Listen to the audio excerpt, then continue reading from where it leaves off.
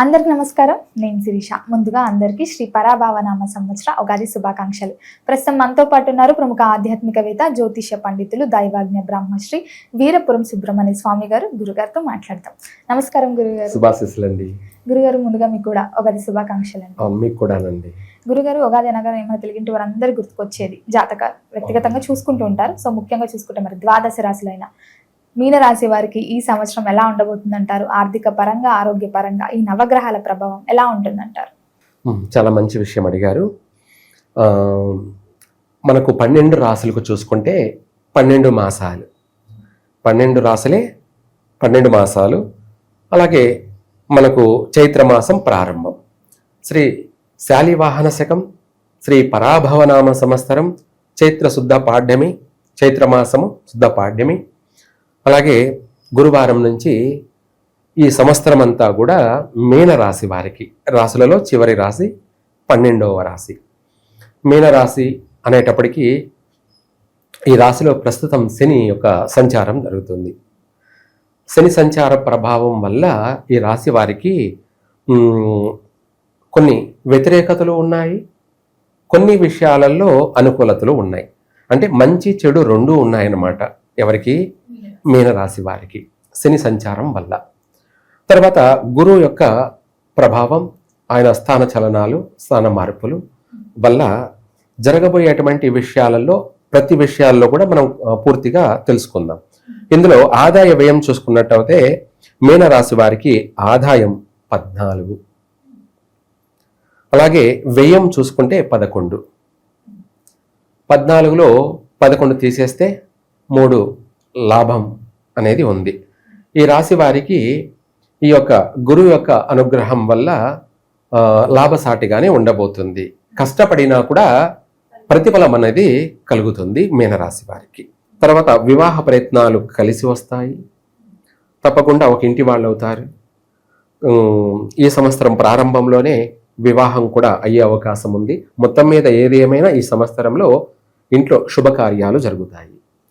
అవి పేరెంటాల, అదే ఎంగేజ్మెంట్లని కావచ్చు, లేదంటే పుష్పవతి అని కావచ్చు, లేదంటే ఇంకా ఇతరత్ర అన్నప్రాసనలు, నామకరణాలు, అక్షరాభ్యాసాలు, వీటితో పాటు కూడా గృహయోగం కలిగే అవకాశం ఉంది. గృహ ప్రారంభాలు చేయడము, తర్వాత తదుపరి గృహ ప్రవేశాలు, లేదా కట్టినిల్లు కొని గృహప్రవేశం చేయడాలు, ఇటువంటివి కూడా ఎక్కువగా జరిగే అవకాశమే ఉంది. ఎందుకు అంటే ఎప్పుడు ఆలోచించేదానికంటే కూడా భిన్నంగా ఆలోచించి, ఎప్పుడు మనము అంటే రెంట్కు ఉండేది ఎందుకు, మనం దానికి కట్టే ఆ రెంటే మనం సొంత ఇంటికి కట్టుకోవచ్చు, ఈఎంఐ కట్టుకోవచ్చు. ఇంకా కాస్త కష్టపడ్డామంటే దానికి తోడుగా కాస్త వేసుకొని రెంట్ కట్టుకున్నామంటే మనకు సొంత ఇల్లు ఉంటుందన్న ధీమా ఉంటుంది. మనకేమిలే నాకేమిలే అన్న అంత ఒక ఓర్పు ఉంటుంది, సహనం ఉంటుంది. సొంత ఇల్లు ఉంది అన్న ఒక సంతోషము, ఆనందము కలుగుతుంది. ఇటువంటి విషయాలలో డిఫరెంట్గా ఆలోచించి అప్పైనా చేసి, లేదంటే బ్యాంకు రుణాలను ఆశ్రయించి అవి కూడా కలుగుతాయి. ఇల్లు కొనడము, గృహప్రవేశం చేయడము, ఇటువంటి శుభకార్య మూలకంగా కూడా బాగా ఇంట్లో వేళ్ళెళ్లలోనూ శుభకార్యాలు అధికంగా జరిగే అవకాశం ఉంది. లేదంటే ఇతరత్ర శుభకార్యాలలో కూడా పాల్గొనడము, విందులు వినోదాలకు అటెండ్ కావడము, ఇవన్నీ కూడా ఈ సంవత్సరం అధికంగానే ఉన్నాయి. ఎందుకు ఇవన్నీ కూడా ఉన్నాయి అంటే ఈ రాస్యాధిపతి గురువు అన్నమాట. మీనరాస్యాధిపతి గురువు. ఆ గురువు 2 విధాలుగా కూడా అనుకూలంగా ఉన్నాడు ఆర్థిక పరమైనటువంటి విషయాలలో. ఈ సంవత్సరం కొన్ని విషయాలలో శుభప్రదంగానే ఉంటుంది. అంటే గతం కంటే పోల్చి చూస్తే ఈ సంవత్సరం భిన్నంగా ఉంటుంది. గత సంవత్సరాల్లో బాగా సమస్యలు ఎదుర్కొన్నారు, ఇప్పుడైతే ఆ సమస్య లేదు, అంటే ఆర్థిక విషయంలో. తర్వాత రాజ్యపూజ్యము, అవమాన విషయాల్లో చూసుకుంటే గౌరవం 7, అవమానం 2. ఇక్కడ రాజ్యపూజ్యం కూడా విశేషంగా ఉంది 7 కాబట్టి. అలాగే 7లో అవమానం 2 తీసేస్తే 5, గౌరవించే వాళ్ళు అధిక శాతం. ఇది కూడా ఒక శుభ పరిణామమే. మొత్తం మీద మీన రాశి వాళ్ళకి ఈ సంవత్సరం ఆదాయ వ్యయాలలోనూ లాభమే ఉంది. అలాగే గౌరవార్థము అవమాన విషయాలలో కూడా లాభసాటిగానే ఉంది అన్నమాట. మొత్తం మీద ఓవరాల్గా శని సంచారం రాశిలో అయినప్పటికీ కూడాను కొన్ని విషయాలలో బాగా అనుకూలంగా ఉన్నాడు. ఆ అనుకూలం ఏమిటి అంటే వీళ్ళని ఒక కొలిమిలో ఇనుమును కాంచి ఆ తర్వాత ఏ వస్తువు కావాలో ఎలా తయారు చేస్తామో మనము కొట్టి మనకు అవసరమైన వస్తువులు ఎలా తయారు చేసుకుంటామో ఆ విధంగా వీళ్ళ జీవితాన్ని శని వాళ్ళ జీవితాన్ని ఒక మలుపు మలుస్తాడనమాట. కొలుములో కాంచి మనము ఏది అవసరమైతే ఆ వస్తువును తయారు చేసుకున్నామో అది కూడా ఉపయోగపడుతుంది కాబట్టి. అట్లాగే శని కూడా వీళ్లకు ఇప్పుడు ఒక హెడ్ మాస్టర్. శని కూడా వీళ్ళకు ఒక హెడ్ మాస్టర్, ఒక గురువు, ఒక దైవము అన్నీను. అంటే వాళ్ళ జీవితానికి ఒక దిక్చూచి అనే మార్గాన్ని చూపిస్తున్నాడు. ఈ మీన రాశి వాళ్ళని అన్ని విధాలు కూడా వీళ్ళ జీవితానికి సంబంధించి జీవితం స్థిరపడేలాగా ఒక వే చూపిస్తున్నాడు ఆయన. కష్టపెట్టినా సుఖపెట్టడం, కష్టపెట్టినా రెండు ఉన్నాయన్నమాట. అందుకే కష్టే ఫలి, ఇది బాగా వీళ్ళకు వర్తిస్తుంది ఈ సామెత. కష్టే ఫలి అనేది పూర్తిగా మీన రాశి వాళ్ళకి 100% వర్తిస్తుంది. అయితే ఇప్పుడు ఏమిట్రా అంటే వీళ్ళు జీవితంలో అన్ని ఒడిదుడుకులు, అనేక సమస్యలను అన్నిటినీ దాటుకుని ఈ సంవత్సరము వాటన్నిటికీ ఫుల్ స్టాప్ పెడుతూ ఏది చెయ్యాలి, ఏది చేయకూడదు, ఎప్పుడు ఎలా వ్యవహరించాలి, ఎవరితో ఏం మాట్లాడాలి, ఏది మాట్లాడకూడదు అనే ప్రతి దాంట్లో క్రమశిక్షణతో కూడుకొని, అది కూడా దైవానుగ్రహం వల్ల భక్తి శ్రద్ధలతో కూడుకొని క్రమశిక్షణతో కూడుకొని ప్రతిదీ కూడా ప్రతి అవకాశాన్ని సద్వినియోగపరుచుకుంటూ వచ్చిన అవకాశాన్ని వినియోగించుకుంటూ ప్రతి దాంట్లో సక్సెస్ అవుతారు మీనరాశి వాళ్ళు ఈ సంవత్సరం. ప్రతి విషయాల్లో కూడా స్థిరపడతారు, కూడా ఆర్థిక లావాదేవీల్లోనూ స్థిరపడతారు. అలాగే కష్టపడుతూనే మళ్ళీ గుర్తింపు కూడా పొందుతారు. ఫస్ట్ నింద వచ్చినా మళ్ళీ ప్రశంసలు కూడా వస్తాయి, మళ్ళీ వెంటనే ప్రశంసలు కూడా వస్తాయి. అదే గౌరవార్థం. అయితే ఇక్కడ ఏమిట్రా అంటే చెడిపోయేదాన్ని కూడా వీళ్ళు బాగు చేయగలుగుతారు అని అర్థం. చెడిపోయేటువంటి కార్యాన్ని కూడా నిలబెట్టగలుగుతారు, బాగు చేయగలుగుతారు. అది జ్ఞానంతో కూడుకొని తెలివిగా ఆలోచించడం వల్ల ప్రతి పని యందు సక్సెస్ అవుతూ ఉంటారు. అయితే మొత్తం మీద ఓవరాల్గా చూసుకుంటే విద్యార్థులకు కూడా ఈ సంవత్సరం అధిక శాతం పాస్ అయ్యే వాళ్ళే ఎక్కువ. అలాగే 12వ ఇంట రాహువు, అలాగే 6వ ఇంట కేతువు వల్ల వీళ్ళకు కూడా కాస్త ప్రమాదాలు, వాహన ప్రమాదాలు, అలాగే శారీరక గాయాలు, బోన్స్ సంబంధించినటువంటి ప్రమాదాలు, పండ్లకు సంబంధించినటువంటి సమస్యలతోనూ, ఆరోగ్యపరమైనటువంటి విషయాల్లో కడుపుకు సంబంధించినటువంటి సమస్యలతోనూ కొంచెం ఇబ్బంది పడే అవకాశము ఉంది. ఆపరేషన్లు జరిగేటువంటి సమస్యలు కూడా ఉన్నాయి. అయినప్పటికీ వాటి నుంచి కూడా బయటపడతారు. ఆ సమస్య నుంచి పెద్దగా నష్టపోకుండా కొంచెం ఏదో ఒక రకంగా బయటపడతారు. శని ఉన్నటువంటి ప్రభావాలు, స్థానాలని బట్టి ఆరోగ్య విషయాలు, వాహన ప్రమాదాలు తప్ప మిగతా దైవ చింతన, ఆధ్యాత్మిక సేవ కార్యక్రమాల్లో విపరీతంగా పాల్గొంటారు. ఎందుకంటే మనం ఎన్ని చేసినా చివరికి దేవుడే దిక్కు. నాకు ఎన్ని తెలిసినా చెప్పినా, తెలియని వాళ్ళు ఎన్ని ఆలోచించినా, ఎవరు ఎన్ని మాట్లాడుకున్నా, ప్రపంచంలో అందరూ ఆలోచించేది ఎవరి విధానం వాళ్ళు ఆలోచిస్తుంటారు. తాను తలచింది ఒకటైతే దైవం తలంచినది మరొకటి. ఇది 100% అన్నమాట. అయితే మనము ప్రతిదానికి భయపడాల్సిన అవసరం లేదు. 12 రాసుల వాళ్ళు కూడా ఏ దానికి భయపడాల్సిన అవసరం లేదు. భయపడిన వాళ్ళు భూమికి బరువు. భయపడిన వాళ్ళు భూమికి బరువు. ధైర్యం ఉన్నవాడు ధైర్యే లక్ష్మి, ధైర్యే లక్ష్మి. వాడే లక్ష్మీపుత్రుడు, వాడే లక్ష్మీపుత్రుడు. అంటే పెరికవాడుగా ఆలోచిస్తూ భయపడుతూ టెన్షన్ పడుతూ కంగారు పడుతూ ఉండకూడదు. ఏ దాన్నైనా కూడా ఎలా ఎదిరించాలి, దానికి ఏ విధంగా మనం నడుచుకోవాలి, ఏ విధంగా చేస్తే దాని నుంచి మనము బయటపడతామో సక్సెస్ అవుతాము అన్నది ఆలోచించిన వాడే లక్ష్మీపుత్రుడు. అది ఈ మీనరాశి వారికి ఈ సంవత్సరం కొంచెం అన్ని విషయాలలో కూడా ఊరట, ప్రశాంతత పొందడం, అభివృద్ధి చెందడం, ఏదైనా స్థిరాస్తులని కూడబెట్టడం అనేది ఈ సంవత్సరం జరుగుతుంది. ఈ సంవత్సరం గురువు రాజు కాబట్టి మీనరాశ్యాధిపతి ఈ సంవత్సరం అంతా కూడా పరాభవనామ సంవత్సరం అంతా గురువు రాజు కాబట్టి వీళ్ళు అనేక విషయాలలో కూడా ఈ సంవత్సరం చాలా వరకు అధిగమించి బయటపడతారు. అన్ని విషయాలలోనూ ఆర్థిక పరంగానూ బాగుంటారు. ఆరోగ్యపరమైన విషయాలలో మాత్రం జాగ్రత్త తీసుకోవాలి.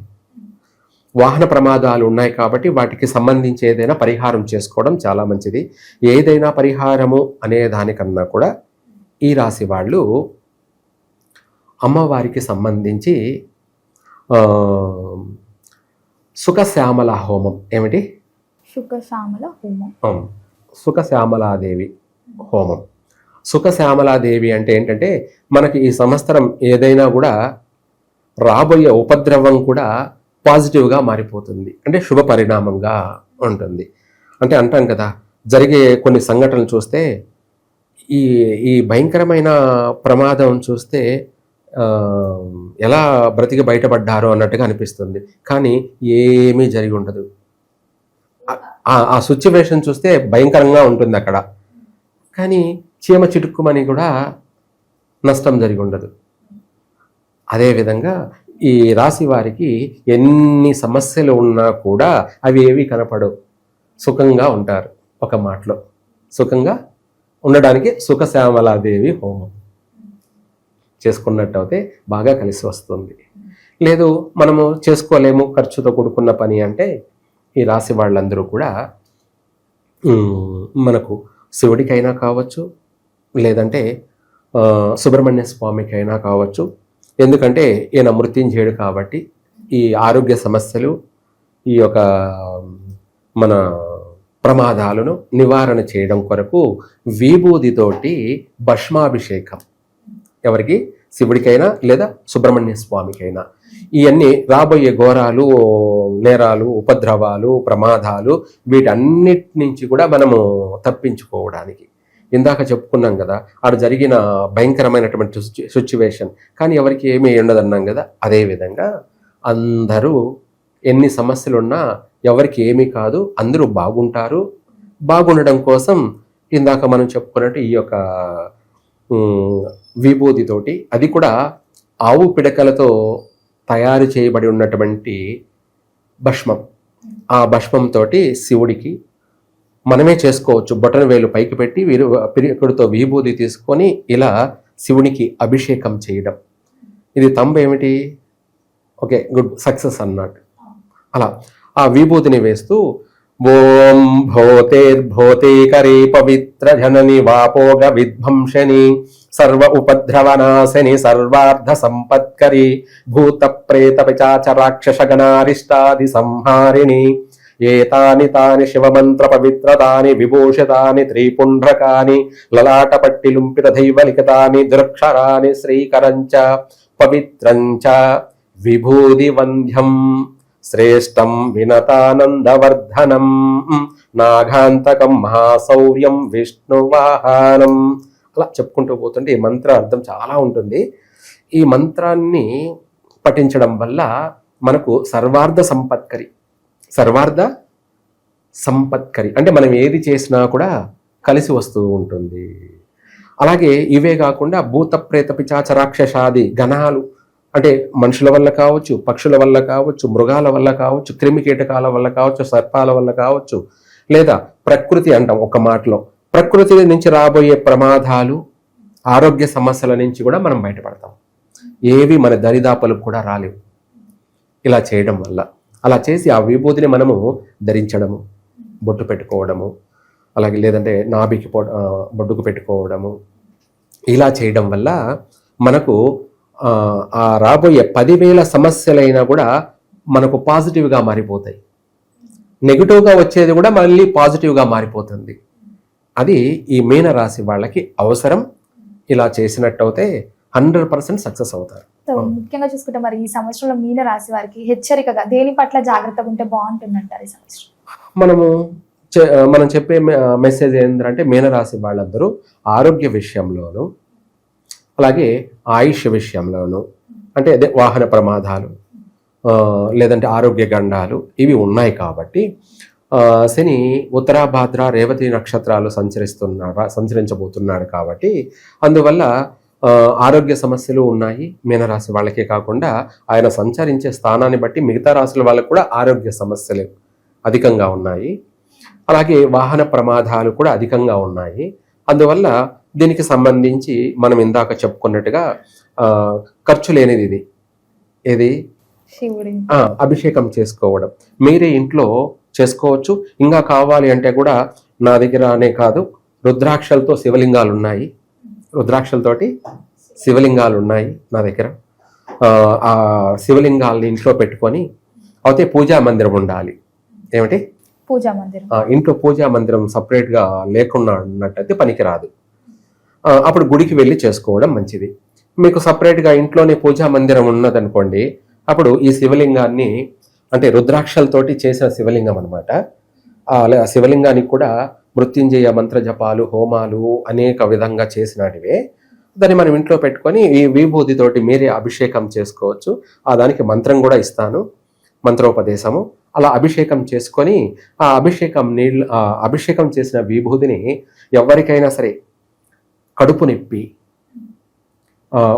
నొప్పితో బాధపడుతున్నా చిన్నపిల్లలు కావచ్చు, లేదంటే గర్భవతులుగా ఉన్న వాళ్ళు కావచ్చు, లేదంటే బాడీ పెయిన్స్తో విపరీతమైనటువంటి నొప్పులు, కీళ్ళ పెయిన్స్ నొప్పులతో బాధపడుతూ ఉన్నా, ఇవి గ్రహస్థితుల వల్ల ఏర్పడేటువంటి సమస్యలు అన్నమాట.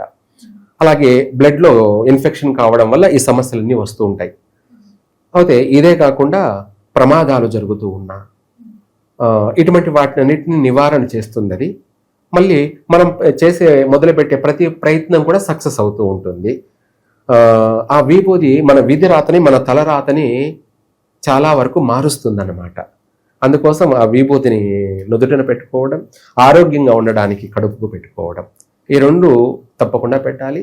లేదా ఇంకా కూడా చెప్పాలంటే మనం ఇందాక చెప్పుకున్నట్టుగా పిల్లలకైనా పెద్దవాళ్ళకైనా బాగా లేకుండా ఉంటే ఒక రాగి చెంబులోనో లేకపోతే ఇత్తడి చెంబులోనో గ్లాసులో అయినా పర్వాలేదు కొన్ని నీళ్లు తీసుకొని, నిండు బిందె నీళ్లు తీసుకొని అందులో ఈ విభూది వేసి వాళ్ళకు తాపించినట్టయితే ఎటువంటి సమస్య అయినా కూడా ఇమ్మీడియట్లీ తగ్గిపోతుంది. 100% ఆ ఆరోగ్య సమస్య నుంచి బయటపడతారు. రాబోయే ప్రమాదాల నుంచి మనం బయటపడడానికి ఆల్రెడీ విభూది ధారణ చేసుకున్నాం కాబట్టి అక్కడ కడుపుకు పెట్టుకోవడం వల్ల అమృతం కలసహస్తం కాంతిం సంపూర్ణ దేహం, అంటే దానివల్ల మన ఆరోగ్యంగా ఉండడానికి, అందంగా ఉండడానికి, రెండు అందమే ఆనందం. అందంగా ఉన్నామంటే మనల్ని మనం చూసుకొని మురిసిపోతూ ఉంటాం అద్దంలో చూసుకొని, అద్దాన్ని వదలం అనమాట. అలా అందంగా ఉండాలి, అలాగే ఆనందంగా ఉండాలి. అదే శుభసూచకం కూడా. దాన్ని ఏమి మనము తప్పుగా అర్థం చేసుకోవాల్సిన అవసరం లేదు. అందమే ఆనందం. అది జీవితంలో కూడా అందంతో కూడుకొని ఆనందంగా జీవించాలి. అంటే మన తలరాత పైకి అందంగా ఉన్నాం, బాగున్నామని మనం మురిసిపోతున్నాం. మన తలరాత కూడా అందంగా ఉండాలి కదా. దాన్ని అందంగా మార్చేదే ఇందాక మనం ఈ విభూతి ధారణ. 100% పైకి అందము, జీవితము ఆనందము కొడుకొని 3 పువ్వులు 6 కాయల్లా మీనరాశి వాళ్ళు ఈ యొక్క పరాభవనామ సంవత్సరం అంతా కూడా చక్కగా అన్ని రంగాలలో, అనేక రంగాలలో కూడా స్థిరపడతారు, అభివృద్ధి చెందుతారు. మిగతా విషయాలకి మనం చెప్పిన రెమెడీ చేసుకున్నట్టయితే వాటి నుంచి కూడా తప్పించుకొని క్షేమంగా ఉంటారు. సర్వే జన సుఖినో భవంతు. గురుగారు, మొత్తం మీద ఈ సంవత్సరంలో మీనరాశి వారికి ఎలా ఉండబోతుంది, ఎలాంటి జాగ్రత్తలు తీసుకోవాలో తెలియజేసినందుకు ధన్యవాదాలండి.